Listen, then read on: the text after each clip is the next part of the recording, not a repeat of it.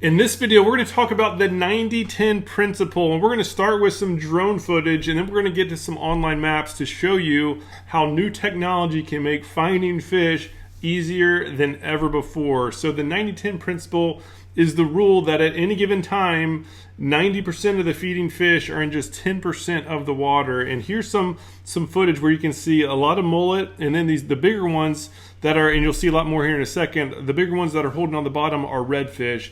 And what you'll see at any given time, all the fish are in just certain pockets of water, and it's usually going to be around some sort of structure. So down in the bottom right, as we pan, you're going to see a good group of redfish. And where they're holding is a unique spot that has multiple forms of structure in close proximity to one another. When I say structure, I mean anything other than just boring flat sand. We're talking about mangroves in this case. We have some little potholes. And then right here we have two little islands close to one another, and right here these bigger fish closer to the trees, those are some really nice sized redfish. And again, even when we zoom in, all the redfish are in about 10% of the screen. So this principle applies both on the spots as far as where you're casting is a big deal. Also, as we'll see on the online maps, it applies at the macro level as well. And so check out, and watch the bottom right again. You can see that there's a pack of redfish that are pushing out of those mangroves. They're holding under the trees. Again, they're typically holding around structure. Even when they're going around the island, the drone was starting to scare them. They were staying near the structure. And this is a perfect, let me go ahead and pause. This is a perfect type of spot where we have mangroves, where you can see the mangrove trees going into the water. And then we have oysters, this darker clumpy stuff that you see right here. Those are oysters. There's a nice live oyster shell bottom. And then we have a little bit of sand on the outskirts, the real light stuff. And then we have grass on the other side. So we have multiple forms of structure all in close proximity. And it is no surprise that there's a lot of fish in this spot. So when you're choosing spots, or when you're looking at maps, or even if you're on the water, make sure to be thinking about the type of structure in the area. Is there at least some sort of structure? If the answer is yes, that's great. Are there multiple kinds? Are you seeing life? And if so, if you're getting yeses and yeses, then stay there longer. But if it's just flat sand, if there's nothing unique, pick up, move. You're wasting time. You're not in a good spot. And as you can see, right, there's a bunch of fish in this one spot. And that is very normal. Typically when you find a good spot, there's going to be a lot of life all in close proximity. You see these birds flying around. They're just flat out is a lot of life here, and therefore this would be a very, very good spot to be fishing. So now let's go on to technology, and you're going to see some online maps that makes finding spots super easy, way easier than ever before. I wish I would have had access to this 20 years ago. And so what we're looking at is actually that spot that we were checking out before is in the screen. So now we're no longer live. This is not a drone. This is Smart Fishing Spots. We have a high res imagery for pretty much the entire coastline of the U.S. And what this shows is just a top level view of a pretty good sized area. And what you can see some grass flats down here, some more grass, big old flat up here, channel. You can see a causeway with some more good shoreline with some grass. And so, yeah, that's cool, right? You can see a lot of helpful stuff. But what we really want to find are the areas with as much structure as possible.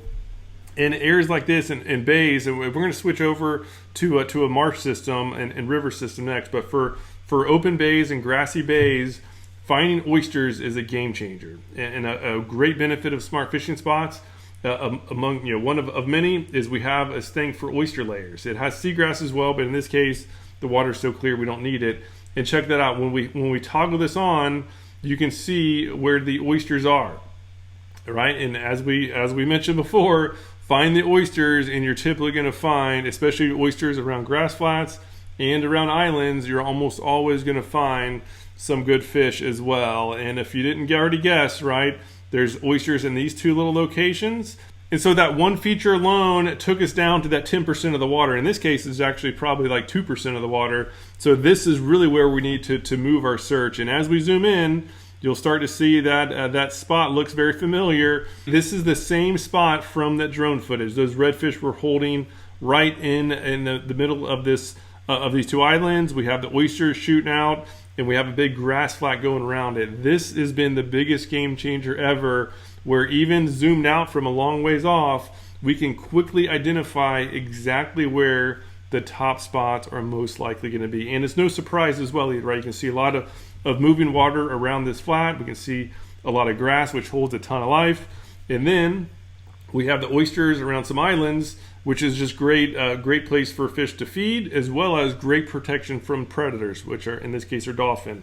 And as you can see, there's another island as well, similar situation. We have oysters, island surrounded by grass, and yes, there were a bunch of redfish there too. We took the drone over that and saw a bunch of fish as well. How cool is this, where you can use, again, technology to quickly find the good spots, even if you're new to maps. Over time, when you get more skilled to read maps, you can at least fairly quickly identify oysters.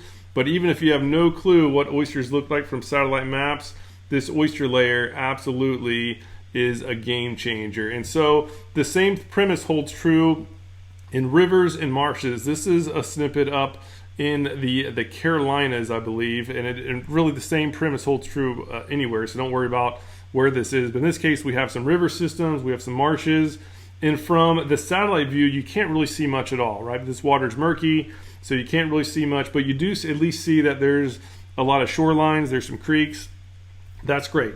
Most people just use marine charts, and they can be helpful. You can at least see where the channels are, you can see where the shallows are, you can see the points. That's pretty helpful, but it's just not nearly as helpful as what the more sophisticated technology offers. And so back to that oyster layer, right? Let's go ahead and put the oysters, because we want to find the structure. Oysters are pretty much always going to be a good type of structure to find. With that one click of the button, we automatically know that we need to start targeting some of these points with oysters, right? You have a ton of oysters, so now it's about finding some ambush spots that fish can use around this shell bottom. But what we don't have, what would be helpful, is to know what the depths are. And for that, we have a new feature, which is 1 foot contour. And basically what you can do is click this layer, and now we can see the depth changes throughout the zone. And what we can specifically look for are spots like this, where we have a nice point surrounded by deep water that also has oysters. This is automatically going to be a high priority spot. Lots of shell bottom around this point with deep water nearby. Same thing over here, right? We can see these islands that have lots of shell, lots of deep water. There's going to be good water movement all through here. A lot of life is going to be pushed through with the current flow, and we automatically know that all these points, all these outer shell bottoms for most of the year is going to hold a ton of fish. Long story short, make sure to utilize today's technology to help your fish finding process be as seamless and easy as possible. As you can see, with just a couple clicks of the button, we can quickly scan areas and pinpoint precise spots that are likely going to hold fish, and it's all about that 90-10 zone. And think about the 9-10 zone when you're both zoomed out, right, to identify either an island like we saw before, or maybe a point with oysters like we can see here and what we showed earlier. Find those general spots, and then when you get there, right, then really start identifying, are they on the up current side or on the down current side? And once you find a trend on one oyster clump, you can apply it to the next one and the next one and the next one, again, to maximize your valuable time out on the water. For you Insider Club members, make sure to be taking advantage of these layers. The oyster layer and the 1 foot contour are game changers. Obviously, there's a lot of others. For wade fishermen, we have the public lands where you can see areas that are publicly accessible. We have oyster reefs for those offshore anglers and nearshore reef anglers. But long story short, this technology has been a giant game changer, and this is why we offer a 100% satisfaction guarantee. You have full access for those who haven't joined. Just give it a try. You have full access for an entire year. And if somehow you don't feel like you're catching more fish much easier than ever before, just let us know and you will get a full refund, no questions asked. Nobody else offers a full 365-day guarantee, but we do, because we know this will work. We know this can be a complete game changer for you and for your family. If you haven't yet joined, I'll put a link down below. Highly recommend just giving this a try. Use these tools, and you're going to see that the fish catching is going to be easier than ever before.